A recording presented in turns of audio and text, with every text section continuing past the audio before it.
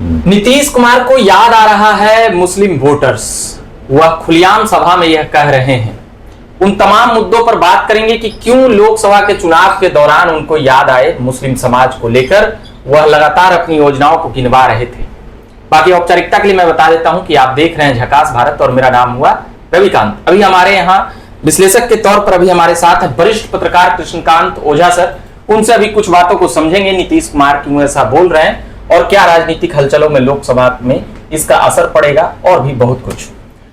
Sir, जिस प्रकार से नीतीश कुमार का अभी बयान आया पिछले दिनों, हम लोगों ने देखा कि मुस्लिम वोटर्स क्या छटक रही है जदयू से या भाजपा से जुड़ने से, क्या उनको इस बात का डर है, ऐसा कई सवाल उभर रहा है। कैसे देखते हैं इन बातों को? नीतीश कुमार मंच से विश्वास दिलाने का काम कर रहे हैं मुस्लिम समाज को। नीतीश कुमार की अपनी एक राजनीतिक शैली है और उनकी राजनीतिक पूंजी भी है। नीतीश कुमार भारतीय जनता पार्टी के बहुत पुराने सहयोगी हैं।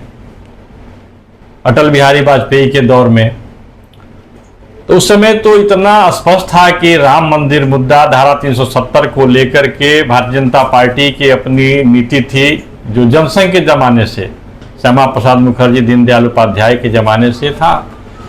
लेकिन इसी बीच जब कांग्रेस को विस्थापित करने की जब बात हुई, कांग्रेस पार्टी की जो राजनीतिक शक्ति थी उसको कमजोर करने की जब बात हुई, उसके बिना संभव नहीं था किसी को जीत पाना।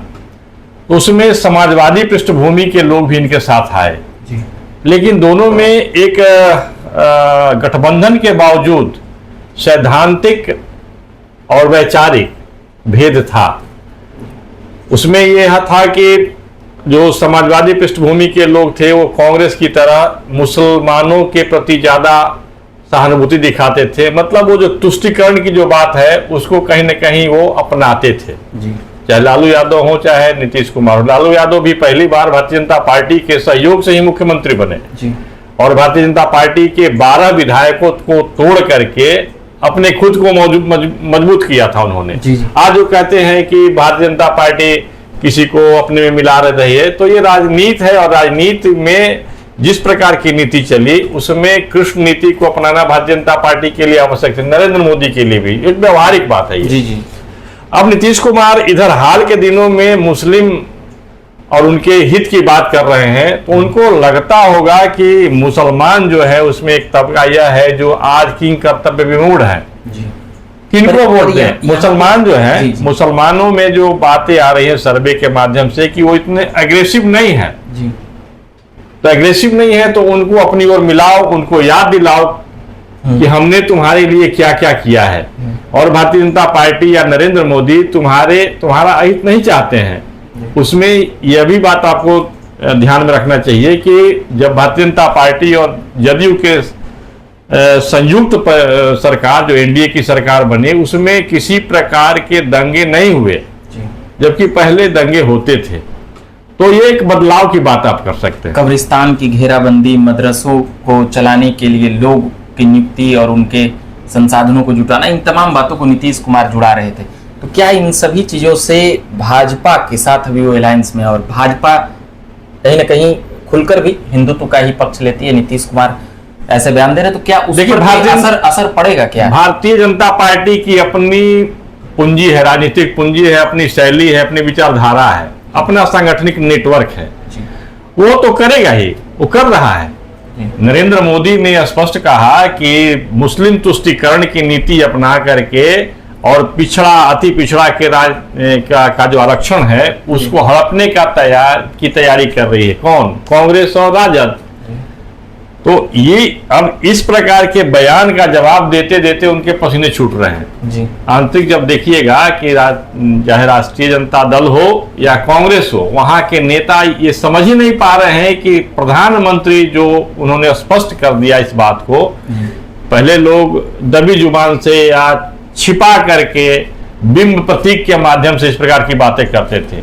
लेकिन नरेंद्र मोदी की शैली ऐसी है कि यदि सच्चाई है तो सच्चाई को सामने रख करके एकदम फ्रंट पर आकर के लड़ो, खेलते हैं। तो अभी ये बातें आई कि 2010 के समय ये कई राजनीतिक विश्लेषक ये बताते थे कि नीतीश कुमार के पास काफी मुस्लिम वोटर हैं, तभी 80-85% सीटें उस वक्त जीत लिए थे।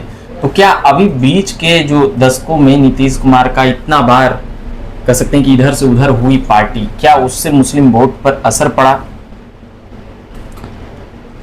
देखिए, मुसलमानों को लेकर के जिस प्रकार की बातें, अभी आप देखिए सिवान में जी शहाबुद्दीन वहां के आतंक समझे जाते थे, उनकी पत्नी फिर से चुनावी मैदान में है। जी। अब उनका देखिए उनकी स्ट्रेटजी क्या है, वो पूरा चुनरी और सब गणेश की पूजा करके वो जा रही हैं अपना नामांकन करने, नॉमिनेशन करने। जी। तो एक बदलाव है ये, जी एक बदलाव है। आप अपनी शक्ति का प्रदर्शन कर सकते हैं, एहसास करा सकते हैं कि हम शक्तिशाली हैं, लेकिन इसके बावजूद हम शक्ति का दुरुपयोग नहीं करेंगे।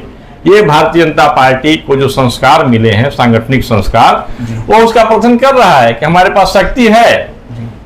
हम तुष्टिकरण की बात नहीं करते हैं, हम आतंक को भी बर्दाश्त नहीं कर सकते हैं, लेकिन हमारे जो बंधु जो इस्लाम को स्वीकार कर चुके हैं वो हमारे पास आए, हम उनको सुरक्षित रखेंगे, उनसे हमारा कोई भेदभाव नहीं है। ये तो भारतीय जनता पार्टी भी कर रही है। मतलब ये बीते और ये नीतीश कुमार के इस पक्ष को अन्यथा नहीं लेना चाहिए। नीतीश कुमार ने किया है और नीतीश कुमार को यहाँ के मुसलमानों का समर्थन भी मिलता रहा है। यह राजद के लिए चिंता की बात है।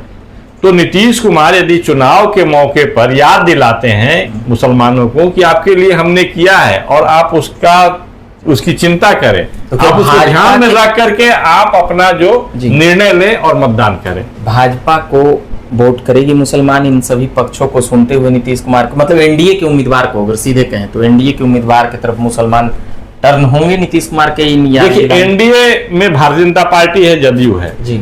हमको लगता है भारतीय जनता पार्टी के प्रति वो ज्यादा रुझान दिखाए, ऐसा नहीं हो सकता है, क्योंकि अभी भी जो व्यवहारिक बात है, मुसलमान भारतीय जनता पार्टी से स्वयं को दूर रख रहे हैं। विरोध करें या नहीं करें, मौन रहे, दूर रख रहे हैं।